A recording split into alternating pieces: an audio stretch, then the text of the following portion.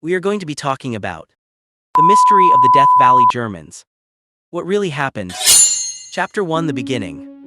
In July 1996, the temperature in Death Valley, California, hit 124 degrees. It is a place where the air feels like a furnace and the ground can literally melt the soles of your shoes. Egbert Rimkus, his girlfriend Cornelia, and their two young sons were on the trip of a lifetime from Germany. They had a map, a rented minivan, and a plan, but somewhere between the visitor center and their next hotel, they didn't just get lost. They vanished into a landscape that swallows secrets whole. 3 months later, a park ranger spotted a flash of metal in an impassable part of the valley, Anvil Canyon. It was the family's rental van. The tires were shredded. The underside was wrecked. But the scene inside was chilling. The van wasn't empty. It contained their passports, their wallets, and their luggage, but there was no water, and more importantly, there were no footprints. It was as if the family had simply evaporated into the heat. We will be analyzing much further to understand what happened. Chapter 2: The Investigation and the Why. Why would an experienced traveler drive a two-wheel drive minivan into a rocky canyon labeled 4x4 only? Search parties combed the area for weeks. They used helicopters, heat-sensing cameras, and hundreds of volunteers. They found nothing. No clothing, no remains, no signals for help. Investigators were baffled. To get to where the van was found, Egbert had to drive over boulders and through deep sand for miles. He was driving away from the main road. Was he following a shortcut that didn't exist, or was he running from something? Investigators believe the answer lies in a deadly mix of confidence, confusion, and the unforgiving desert. Egbert wasn't reckless, he was methodical. He had maps, he had supplies, and like many experienced travelers, he believed preparation could overcome terrain. But Death Valley doesn't negotiate. The hand-drawn map told a dangerous lie. What looked like a passable route was nothing more than a fatting trail, one that locals knew was impassable without a 4x4. By the time Egbert realized the mistake, the minivan was already trapped. Deep sand, sharp rocks, no cell signal, no easy way back. So they did what seemed logical. They abandoned the vehicle. Investigators think the family believed help was closer than it actually was. Mountains in the distance gave a false sense of scale. In the desert, what looks like a short walk can be a death sentence. Every step drains water, every hour steals strength.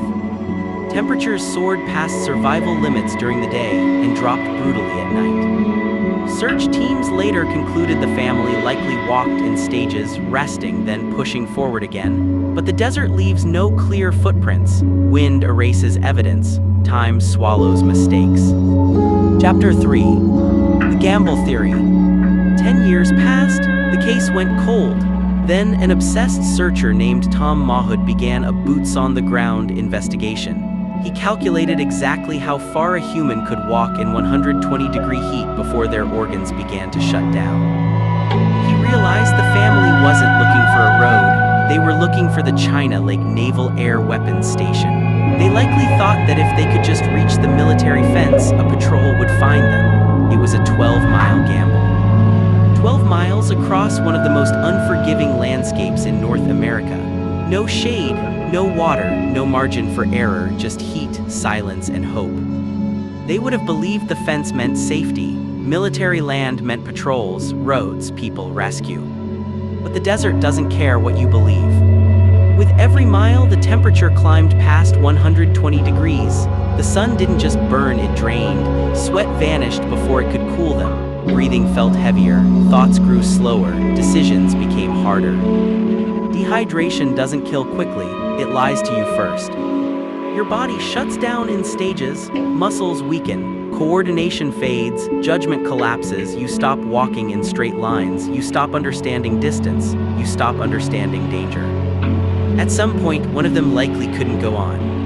And that's when the most human instinct appears, the instinct to stay together. They wouldn't have left immediately, they would have waited, shared what little water remained, tried to rest, tried to believe help was still coming. But help never came. One by one, their bodies would have failed, heat exhaustion turning into heat stroke, organs shutting down, the desert claiming ground inch by inch. What makes the gamble tragic isn't that it was foolish. It's that it almost made sense. From their perspective, staying with the car meant certain death. Walking meant a chance, a small one but a chance nonetheless. And in survival situations, humans don't choose the smartest option. They choose the one that feels like hope. Years later, when Mahood mapped their likely path, the story stopped being a mystery and became something worse, a reconstruction of final moments. Not panic, not madness, just slow, crushing realization. The fence was real. The base was real. Rescue was real. But it was just out of reach. 12 miles. Close enough to believe. Far enough to die trying. Chapter 4: The Conclusion. In 2009, bone fragments and IDs were finally found in a remote area miles from the van. They had almost made it, but the desert doesn't give credit for almost. Narrator, the mystery remains. What was the first mistake? Was it a map error or a moment of overconfidence that sealed the fate of an entire family? Some call it a tragic accident. Others believe the GPS of that era led them to their doom. What would you do if your car died in the middle of a furnace with no cell service? No signal. No roads. Only heat that presses down like a living thing. Every step drains water faster than fear can catch up. The sun doesn't chase you, it waits, patient, certain. In this place, panic is louder than screams and silence is deadly. Investigators believe the family left the vehicle believing help was close. A dry wash on the map looked like a road. The GPS showed a path that no longer existed. What it couldn't show was the heat. Or the distance. Or how fast hope evaporates at 120 degrees. Footprints told a grim story. They walked together at first. Then farther apart. Then not at all. One by one, their bodies gave out. Not from injury, not from violence, but from exposure, an invisible killer that leaves no mercy and no second chances. Even experienced hikers underestimated, even locals respected. And that's the cruel truth of the desert. It doesn't need to attack you. It only needs you to make one wrong decision. When search teams later retraced the route, they found something haunting. The van had been closer to safety than the family ever knew. If they had stayed, if they had waited, if they had trusted the car. But hindsight survives where people don't. So what was the first mistake? Trusting early GPS technology without a paper map. Driving off paved roads to save time.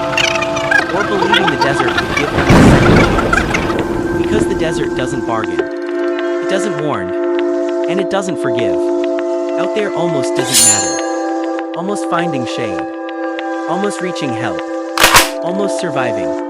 All that remains now are scattered bones, a weathered shoe, and a question that still echoes across the valley.